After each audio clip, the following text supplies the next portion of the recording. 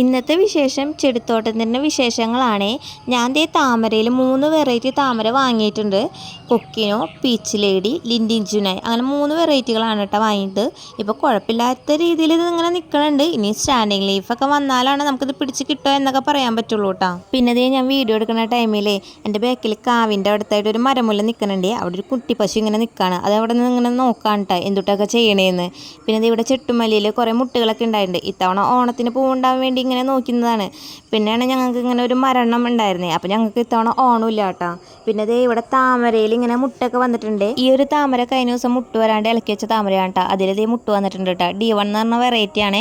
പിന്നെ അതേ ഗ്രൗണ്ട് ഓർക്കിഡിൽ പൂവ് ഇങ്ങനെ കൊലകുത്തി ഉണ്ടായിട്ടുണ്ട് കേട്ടോ. പിന്നെ ഇത്തവണ 2 വെറൈറ്റി ഗ്രൗണ്ട് ഓർക്കിഡുകളിലും പൂവ് ഉണ്ടാവാനുണ്ട്. അതെന്താണെന്ന് അറിയില്ല, പൂവ് ഉണ്ടായിട്ടില്ല കേട്ടോ. പിന്നെ അതേ 2 ദിവസമായിട്ട് ചെടിത്തോട്ടം ഇങ്ങനെ വൃത്തിയാക്കലായിരുന്നു കേട്ടോ.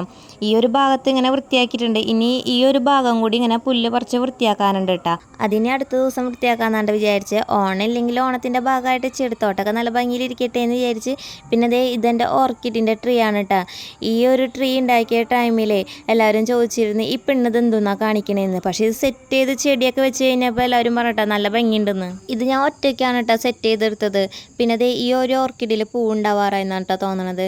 പിന്നെ ഇവിടെ നട്ടിരുന്ന ഫിലോഡെൻഡ്രോൺ ചെടി നല്ല പോലെ ഇങ്ങനെ തിങ്ങി വളർന്നിങ്ങനെ നിൽക്കുന്നുണ്ട് കേട്ടോ. പിന്നെ ഇതേ കാവിൻ്റെ അവിടെ ഇങ്ങനെ എന്തോ സാധനം ഇങ്ങനെ നീങ്ങണ പോലെ തോന്നി. അപ്പോൾ ഞാനവിടെ നോക്കാണ് കേട്ടോ. പാമ്പോ മറ്റേ ഓന്തൊക്കെ ഉണ്ടല്ലോ, അങ്ങനെ എന്തെങ്കിലും ജീവികളാണോ എന്ന് നോക്കുന്നതാണ്. പക്ഷെ ഒന്നിനെയും കണ്ടില്ല കേട്ടോ. പിന്നെ ദേ ഈ ഒരു അഗ്ലോണിമ കാണാൻ നല്ല ഭംഗിയില്ലേ. ഈ അഗ്ലോണിമ ഞാൻ ആശിച്ച് വാങ്ങി നട്ടതാണ് കേട്ടോ. പണ്ട് ഈ അഗ്ലോണിമ വാങ്ങാൻ വേണ്ടി പോയപ്പോൾ 1000, അതിന് നിസ്സാര രൂപ കുറവ് അങ്ങനെയൊക്കെ ആയിരുന്നു. ഇപ്പം ഞാനിതൊരു 250 രൂപയ്ക്ക് വാങ്ങിയതാണ് കേട്ടോ. പിന്നെ ദേ എനിക്കൊരു വേറെ ചെടി കിട്ടിയേ. ഇതെന്തോ കലാത്തി എന്താണെന്നാണ് തോന്നണത്. അപ്പോൾ ഇതൊക്കെയാണ് കേട്ടോ ഇന്നത്തെ എൻ്റെ ചെടികളുടെ വിശേഷങ്ങൾ.